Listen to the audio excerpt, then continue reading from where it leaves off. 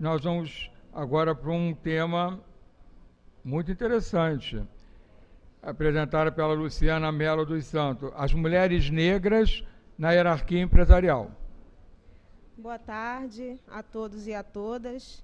Meu nome é Luciana Mello, eu sou administradora de formação, sou graduada em administração de empresas. A minha área de atuação, no entanto, é comércio exterior, há 15 anos. E, em função de trabalhos que eu tenho desenvolvido junto ao terceiro setor, esse tema da questão da mulher, especificamente da mulher negra no universo corporativo, surgiu e, coincidentemente, na época da submissão dos artigos aqui para o EMBRA. Então, é com muito prazer que eu trago esse tema. Bom, primeiramente, eu quero deixar claro que o objetivo inicial da pesquisa para o artigo era investigar e apresentar os dados referentes, de forma agrupada, das desigualdades de gênero e etnia nos quadros executivos das empresas brasileiras, especialmente no que se refere aos níveis hierárquicos mais altos. O que acabou ocorrendo é que, durante a pesquisa desse material, do material bibliográfico, pesquisas realizadas e bibliografia acadêmica também, eu acabei percebendo, na verdade, a ausência de dados. Então, isso acabou direcionando o artigo de outra forma. Outros 3 pontos também que é bom deixar frisados desde o início é que, embora as pesquisas apontem uma redução no hiato entre os gêneros, no que diz respeito à presença e também aos rendimentos, né, a presença feminina nas empresas é diferente da presença da mulher negra. Isso é uma questão, um ponto que eu vou tocar mais adiante, mas que fique bem claro que presença feminina nas organizações não quer dizer presença da mulher negra. Nós estamos falando de 2 coisas diferentes, e é preciso que isso fique claro desde o início.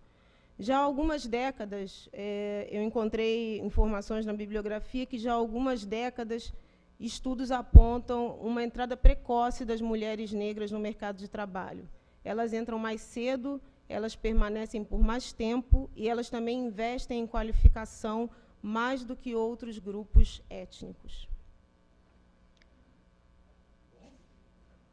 Desculpe. Bom, as bases históricas para o tema que eu vou estar abordando aqui é que, embora alguns autores tenham dado conta da peculiaridade da entrada da mulher negra no mercado de trabalho, ela entra para suprir o papel que seria do homem, e que, como é homem livre, após a assinatura da Lei Áurea, ele não está preparado para isso, então a mulher negra vai ao mercado de trabalho. Então, ela entra de uma maneira peculiar. A entrada dela é diferente da entrada de outros grupos, como, por exemplo, a mulher branca. E, embora os autores já tivessem dado conta disso no passado, eles acreditavam que, como uma evolução natural do capitalismo, esses grupos, não só mulheres negras, mas também homens negros, no processo de absorção deles no processo produtivo, essa questão cor, raça ou etnia deixaria de ser classificatório. Eles passariam a ser avaliados apenas pela capacidade deles. Mas, na verdade, não foi isso que ocorreu. A mulher negra ela acaba sendo empurrada por vários fatores para guetos ocupacionais, onde a presença dela não só é tolerada, como é incentivada.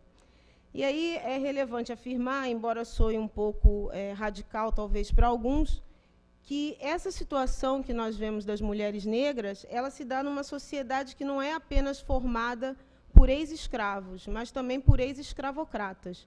A sociedade é formada por uma dinâmica de grupos. De um lado, nós temos os grupos étnicos, mulheres negras, homens negros, e, do outro lado, nós temos outros grupos, homens brancos, mulheres brancas, ex-escravos, ex-escravocratas. E isso faz toda a diferença. E essa sociedade da qual eu estou falando, ela acaba replicando um modelo no qual um ou mais grupos determinavam as normas sociais e os demais grupos atendiam a essas normas. E isso vem ocorrendo da mesma forma, guardadas as devidas proporções e mudanças ao longo do tempo. Então, me pareceu, após a leitura de todo o material e durante a elaboração do artigo, que cabe a nós, nesse momento, reavaliarmos esses paradigmas. Nossa sociedade ainda está funcionando com base em paradigmas, em normas definidas há mais de 100 anos atrás. E acaba que dessa situação surgem abordagens que buscam mapear apenas a evolução da mulher no mercado de trabalho. A quantidade de material sobre isso é abundante, material acadêmico, pesquisas, e tratam esse grupo, que eu vou chamar aqui de subgrupo, não por questão de inferioridade, sim porque ele está dentro de um outro grupo. Esse subgrupo mulher negra, ele não é analisado com a peculiaridade que ele requer, então ele acaba sumindo dentro de um universo maior, que é o universo do gênero. E esse cenário todo ele acaba inviabilizando um conhecimento da situação real das mulheres negras nas empresas. Quando são feitos esses mapeamentos, essas pesquisas, para estarem avaliando a evolução do gênero no mercado de trabalho, a pergunta é sempre sobre o percentual de mulheres. Esse grupo mulher negra ele é ignorado, como se ele, juntamente, ou melhor, dizendo, dentro do grupo gênero, como se mulheres negras e mulheres brancas tivessem, como grupo, o mesmo peso, a mesma força, e compusessem um todo, que é o gênero, o que não é verdade, o que não é real. Então, as mulheres negras, esse grupo mulher negra, ele precisa ser reconhecido, é preciso admitir que existe uma diferença, até mesmo pela forma como ela entrou no mercado de trabalho, existe sim uma diferença, e que, de alguma forma, hoje, mais de 100 anos depois, a cor, a etnia ou a raça, como queiram chamar, faz diferença na maneira como esses indivíduos evoluem no mercado de trabalho. E apenas para citar um exemplo interessante, enquanto eu estava fazendo a pesquisa e desenvolvendo o artigo, foi feita uma pesquisa nos Estados Unidos, em parceria de duas universidades, a Duke University e a Kellogg School of Management, essa última dispensa apresentações, eu tenho certeza, em que 228 participantes leram informações fictícias sobre o desempenho de empresas que iam mal, empresas que iam bem. E essas informações incluíam também dados sobre gênero, cor, raça ou etnia dos líderes, daqueles que seriam os responsáveis pelos resultados da empresa. E os pesquisadores apontaram que aquelas empresas que tinham tido desempenho negativo ou desempenho ruim, cujos líderes eram mulheres negras, estas mulheres, estas líderes, foram apontadas, foram mais criticadas pelo desempenho ruim das empresas.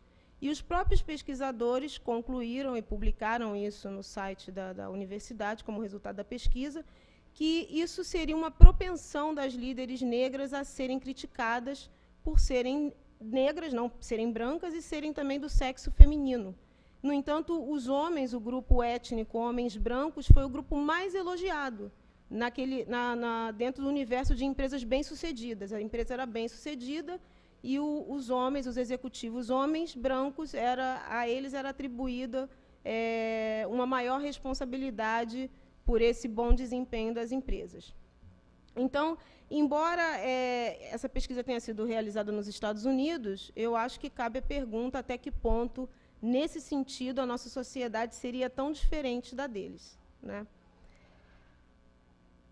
Bom, eu queria falar um pouquinho também do papel do poder público nessa situação, né? O Estado ele vem fazendo esforços no sentido de promover uma maior participação da mulher, memorandos com a Organização Internacional do Trabalho, nós temos o Estatuto da Igualdade Racial contra a Discriminação, e etc., etc. Essa combinação de políticas públicas deveria possibilitar ao poder público atender às demandas de uma sociedade mais equilibrada, mais igualitária para as mulheres negras no mercado de trabalho. Só que, nesse sentido, nós acabamos enfrentando um gap, né, uma distância entre o planejamento e a execução, que fica totalmente a critério das organizações. Cabe ao setor privado reconhecer esse tema e assumir essa questão como sua responsabilidade, né? O poder público não tem condições, talvez ainda, de fiscalizar esse tipo de questão. Com exceção das instituições públicas do Estado, nas quais a gerência é maior, e aí eu gostaria de citar um projeto de lei da senadora Maria do Carmo Alves, o projeto de lei 112/10, que está tramitando no Senado, que obriga as empresas públicas a reservarem 40% dos assentos nos conselhos de administração para mulheres, apenas mulheres. Não estamos falando aqui de grupo étnico. Mas fora a esfera pública, no setor privado, não existe esse tipo de fiscalização ou de controle. No cenário internacional, a coisa já muda completamente, pelo menos no que diz respeito ao gênero, né? Mais uma vez, não vou falar especificamente da questão étnica. A Noruega foi o primeiro país no mundo a implementar uma lei com um percentual mínimo de presença feminina nos conselhos de administração, 40%. E, em 2003, a lei foi aprovada, e, em 2008, até 2008, as empresas de capital aberto teriam que se adequar a essa lei. Outros países, como a França, Holanda, Bélgica, também têm implementado legislações nesse sentido, com maior ou menor rigor. Embora sejam legislações que tratem apenas da questão mulher, do gênero, mas ainda assim é um avanço comparado com o que nós temos hoje no Brasil. Bom, o recorte da discriminação no mercado de trabalho ele tem sido avaliado e acompanhado através das pesquisas por amostra de domicílio, as PNADs. E o IPEA, o Instituto de Pesquisa Econômica Aplicada, no ano de 2000, na elaboração de um de seus estudos, ele definiu e trabalhou a partir de uma ótica que me parece muito pertinente.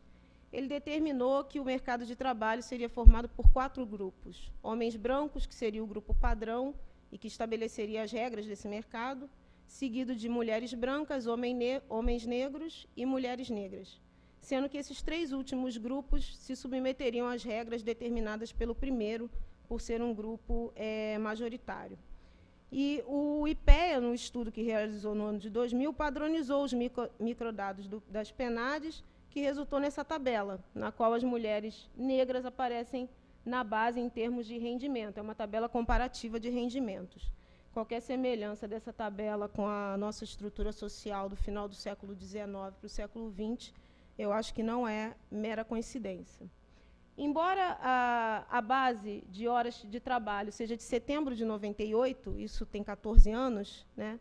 Eu acho que esse tempo transcorrido dessa informação, o estudo do IPEA foi em 2000, também já tem 12 anos, não afeta em nada o caráter de atualidade desses dados, porque nós estamos falando de uma defasagem no mercado de trabalho que já vem há mais de 100 anos. Então, o que seriam 14 anos ou 12 anos de defasagem de informação contra 100 anos de desequilíbrio no mercado de trabalho? Bom, uma outra pesquisa mais recente, né, que é do Instituto Brasileiro de Governança Corporativa, o IBGC, apurou em maio de 2011 que, num universo de 2.647 posições em conselho de administração, 7,71% eram ocupados por mulheres. A pesquisa não desagregou os dados por cor, raça ou etnia. Ainda de acordo com essa mesma pesquisa do IBGC, o Brasil estaria num patamar intermediário nesse quesito, atrás da China, com 8,5%, e da África do Sul, com 15,7%. A Noruega, que eu citei anteriormente, é a primeira do ranking, com 39,5%. A Arábia Saudita, a última, com menos de 0,1%. E os Estados Unidos ficam atrás até da África do Sul, com 12,7%, mas ainda à nossa frente.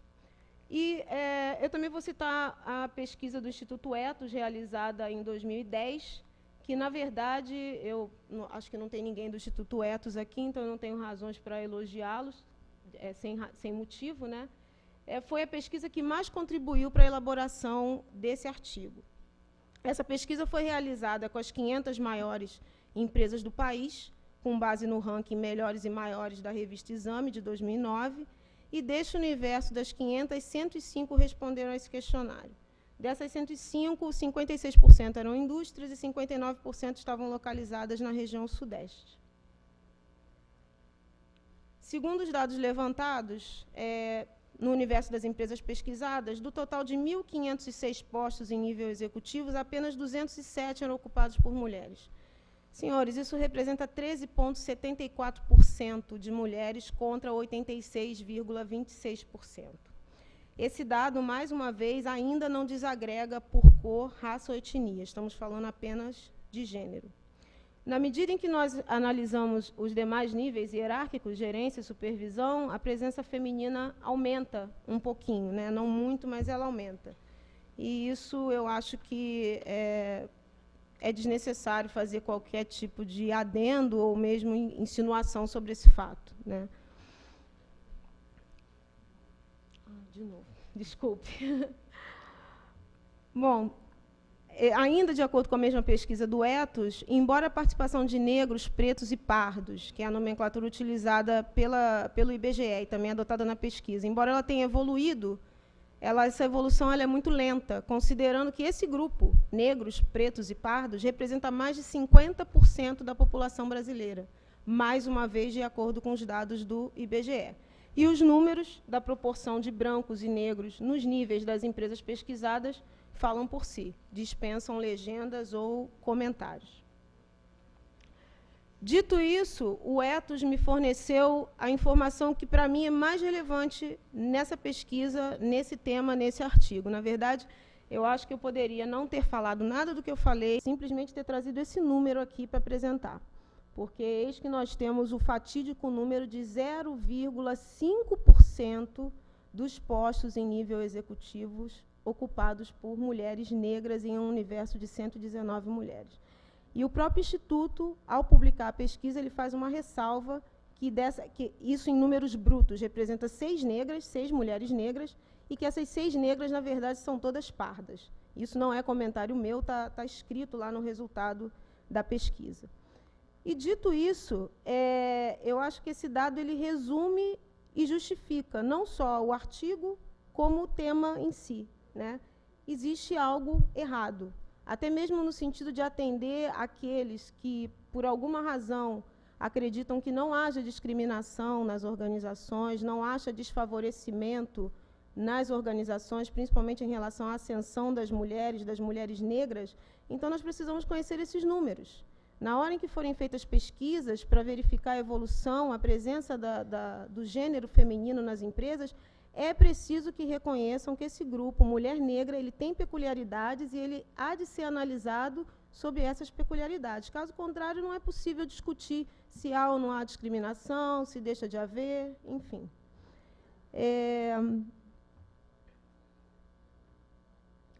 A pesquisa também abordou as ações afirmativas realizadas pelas empresas para incentivar uma maior participação feminina nos seus quadros funcionais. E, como o gráfico mostra, o vermelho, eu não sei se está legível, é o percentual de empresas que não desenvolvem qualquer ação. E esse percentual é bem maior quando essa ação é focada no nível executivo. O mesmo também acontece em relação às ações afirmativas de incentivo à participação de homens negros. Não havia, na pesquisa do Ethos, qualquer referência a ações afirmativas de promoção à participação da mulher negra nos quadros funcionais das empresas. Já me encaminhando para o final, os resultados, que eu preferia chamar de constatações, mas para manter o protocolo acadêmico e científico eu coloco aqui como resultados, são: apesar de tudo, persiste o desequilíbrio entre os gêneros, isso fica muito claro. Embora toda a evolução, todo o avanço, a assimetria entre os gêneros nas organizações ainda está em patamares que eu considero que não são aceitáveis. 13,74% contra 86,26% não é um patamar de assimetria aceitável para um país ou para uma organização que tem algum tipo de compromisso com uma sociedade mais justa, mais equilibrada, mais igualitária. Desequilíbrio entre grupos étnicos, eu vou pular, não vou fazer qualquer comentário. Mais uma vez, correndo o risco de ser chata, né, e de estar insistindo nesse ponto. Assim, uma coisa importante que eu esqueci de falar. Falando da questão do desequilíbrio entre os gêneros, agora, em outubro, foi publicado o ranking, a última edição do ranking de igualdade entre os sexos do Fórum Econômico Mundial. E o Brasil saltou do honroso 82º lugar para 62º lugar.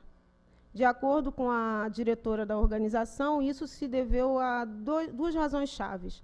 Primeiro, a proporção de mulheres ministras e, segundo, a nossa presidenta Dilma Rousseff. E, além disso, em termos de participação na força de trabalho e similaridade de salário entre os gêneros, nós estamos em 72º lugar e 120º, respectivamente.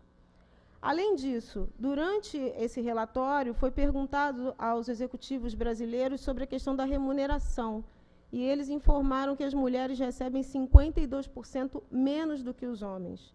No ranking mundial, a Nicarágua está em primeiro lugar, em nono no mundo, né? Em primeiro lugar na América Latina, desculpe, nono no mundo. E a África do Sul está em 16º. E nós estamos agora, honrosamente, subimos 20 posições de uma vez só, em 62º.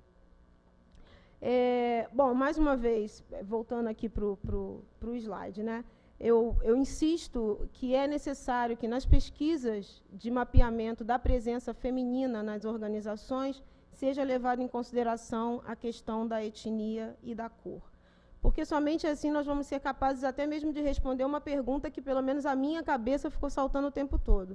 Como um grupo que entra mais cedo no mercado de trabalho, investe mais em qualificação, em educação, fica mais tempo também trabalhando, não consegue ascender na escala hierárquica das empresas, ou mesmo a sua presença dentro dos quadros funcionais é difícil de ser identificada. Para mim, isso é um fenômeno que eu gostaria que fosse respondido daqui a alguns anos com base em pesquisas, né? Eu peço um pouco de desculpas, porque talvez o que eu vou dizer agora soe um pouco forte para alguns, mas existe uma resistência velada por parte dos empresários, né, no reconhecimento dessas questões, da questão raça, cor, etnia. Nossa sociedade também tem dificuldades com isso, mas falando aqui do universo que nos cabe hoje, no meio organizacional existe uma resistência velada em assumir essas questões. Gerentes, empresários, administradores e as organizações como um todo, porque são organismos vivos, relutam em encarar de frente essa questão. E enquanto isso não acontecer, não haverá mudanças. Apenas as ações do poder público não darão conta de criar um ambiente com condições iguais para os gêneros ou para os vários grupos étnicos que compõem a nossa sociedade. Enquanto na esfera organizacional, as empresas, seus dirigentes, presidentes, administradores, funcionários, não assumirem também esse papel, não tiverem também um compromisso com isso, nada vai acontecer. Combustão espontânea, nesse caso, não ocorrerá. Conclusões. Mais uma vez, insistindo, sendo repetitiva, o reconhecimento do subgrupo mulher negra nas pesquisas. Segundo, que o discurso das empresas, das organizações, os seus compromissos verbais ou escritos, alinhe-se à prática. Não, embora, obviamente, um evento como esse, com a envergadura que esse evento tem, é maravilhoso, é uma oportunidade maravilhosa, mas de nada adianta se os presidentes, empresários, dirigentes e administradores aqui presentes, quando voltarem para o ambiente das suas empresas, não ponham em prática nada do que é dito aqui, não só em relação à igualdade de gêneros, como direitos humanos e todas as outras questões que estão sendo tratadas. Então, é preciso que o discurso alinhe-se à prática, porque se dentro das 500 maiores empresas, o número de ações afirmativas que nós vimos e de presença de mulheres negras, de homens negros, foi aquele, fica até assustador imaginar o que pode estar acontecendo nas outras empresas do país. As empresas privadas, elas trabalham diariamente, né? Eu, como funcionária também, que já fui de empresa privada, um dos mantras, ainda que implícitos nas organizações, é pragmatismo e eficiência para alcançar os seus objetivos, os resultados, atender às demandas dos seus investidores, do mercado, etc. Seria fantástico se essas habilidades e essas qualidades fossem utilizadas no desenvolvimento e na aplicação de políticas internas que promovessem quadros funcionais mais bem distribuídos, ou que pelo menos tentassem descobrir o que está havendo. Acho que já seria um ganho para a sociedade se pelo menos nós soubéssemos o que acontece, por que tanto desequilíbrio nos quadros funcionais.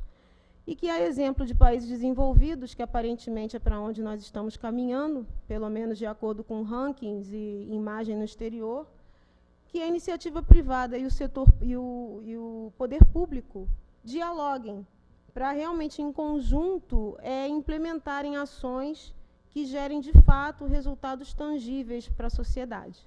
É isso. Obrigada.